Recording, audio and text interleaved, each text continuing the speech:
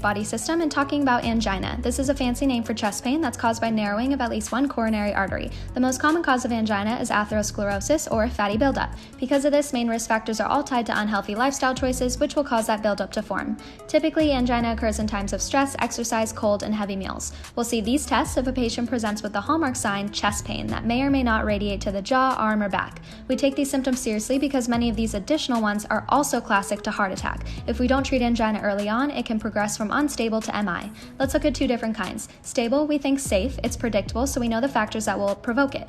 It comes and goes quickly and it's relieved when you stop doing the activity that causes it. Unstable, think unsafe. It's unpredictable and can occur at any time with activity or rest. The longer it persists, the higher the risk of MI to occur. Treatment is aimed at immediate relief, surgery, or prevention. Big key, nitroglycerin should be used for up to 3 doses, and call 911 if symptoms persist 5 minutes after the first tablet. Do not take with erectile dysfunction meds and keep in cool, dark environments.